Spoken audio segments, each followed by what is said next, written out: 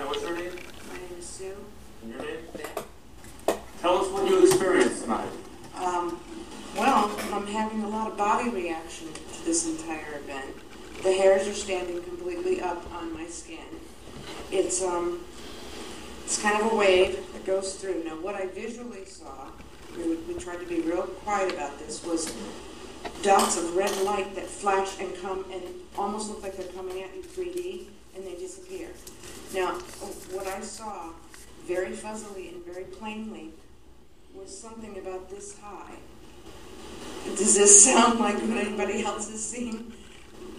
Long and thin, long arms, and kept playing kind of little hide-and-go-seek. Would jump behind the tree, and I had the visual because whatever that white thing is in the backyard, I was using that and then using that as a point of reference. And I could see where it turned black, and then it would come in like a palish, whitish, cream almost colored. Gray, you could call it, but in the dark, it's like it makes a distinct appearance, and then it turns, the whole area becomes black again. And you can see and you can hear from the trees. There's something moving back there. Mm-hmm. Cracking, snapping. You can hear it with depth. You can hear it with weight. You can feel.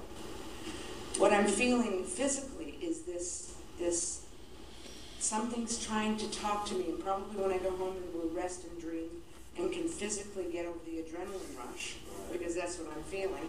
You know, I'm going through the questioning, is it real? Did I imagine it? Is it real? Did I imagine it? This is consistent with experiences I've had before, but nothing I expected this profound. I did not expect it to even, I had no expectation. It was simply come, see what happens, feel. Right. Yeah, and to feel this, it's a feeling, as best can be described, but it's kind of skitty. Yeah, they're kind of skittish. Yeah, they're scared. They don't like to. They want to come forward, it seems, but there's a hesitation here, and I think it's the ambiguity. They're feeling whatever's going on around us, which is there are people that will accept, and there are people that might not accept. Right. So this is, I think, where we're at. Mm-hmm. Wow. I mean. Thank you so much. Anything you'd like to add on what you felt and saw? They're going to be around for a while, and I think the reason the full moon's better is because the energy that's created at that time is more comfortable for them. Yeah, there's an atmosphere that's created with the vibration that happens with the full moon, and I think that's probably their best energy. They're drawing from us, and I think the essence is we're going to draw from them something. I don't know what. Right. I want to show you something. I totally expect them to make an appearance because they've been coming closer and closer to the woods and things. Yeah. I want to show you some things that some of the guests wrote in my guest book.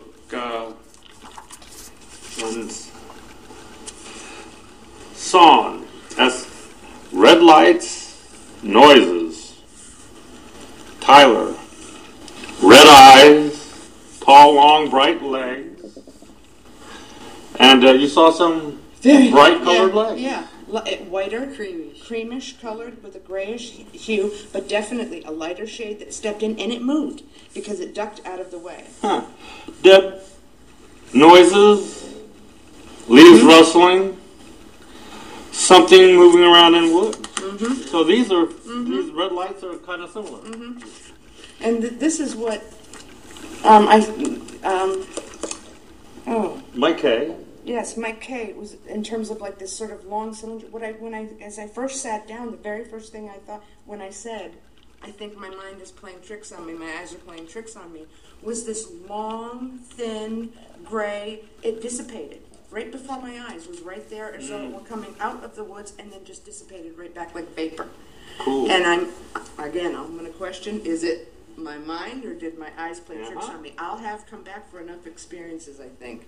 Right. This thing may make consistent contact. Good, I'm glad. I hope you will come back. I absolutely will. I'd love to come back on the full moon. Look at this. Babs writes, it was a blinking square light. We heard footprints moving as well. Don't get the phone number, Shane. Yeah, I know that. Okay, you know that. And this is Mike K. from last night. I saw something flying over street. Long, skinny, and fast. And then it was out of sight. Couldn't tell exactly what it was. But saw a reflection of what looked like eyes. No wind, so leaves weren't moving.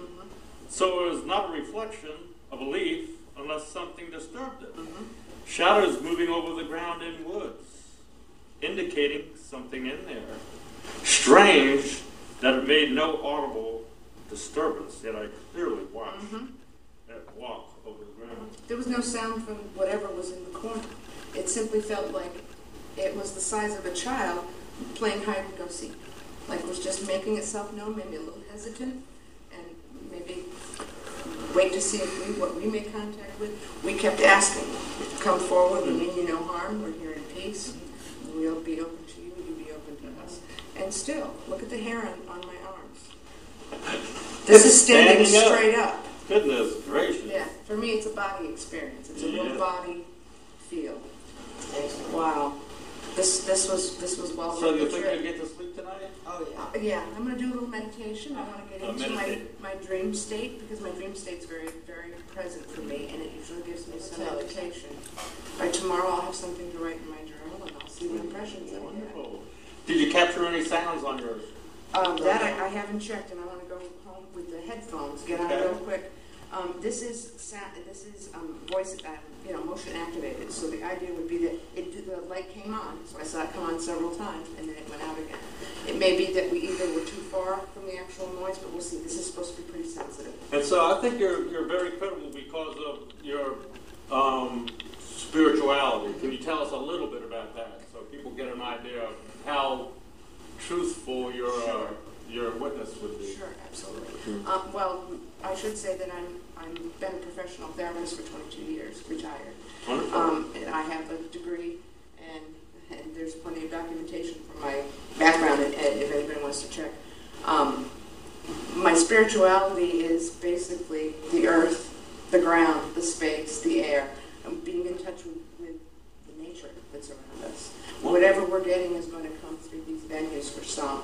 Maybe it's visual, maybe it's a feeling. Everybody experiences things in such a different way. Wonderful. Thank you very much.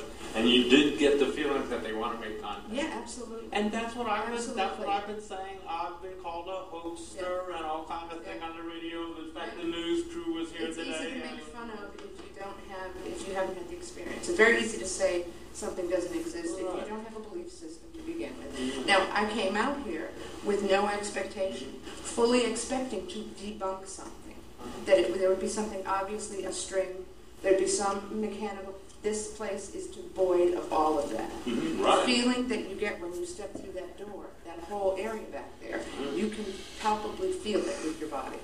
Right. But just you just have to be open to it. I mean, the point that you made about skeptics, I mean, anybody can say my experience is invalid because I don't have any hard, solid proof. I have no footprints. I don't have a photograph. I don't have, maybe I will have some sound. We'll see what comes up later. But if I don't, it doesn't matter. It's not about validating it for anybody else. I know what my experience is. Would you like to see the footprint? I would love to see the footprint. The foot cast? Absolutely, yes. That was fascinating. Absolutely fascinating. Keep this following us. Sure. Are you running out of film? Yeah. How much film you got left? Do I gotta stop filming now? Yeah, No, you can keep filming.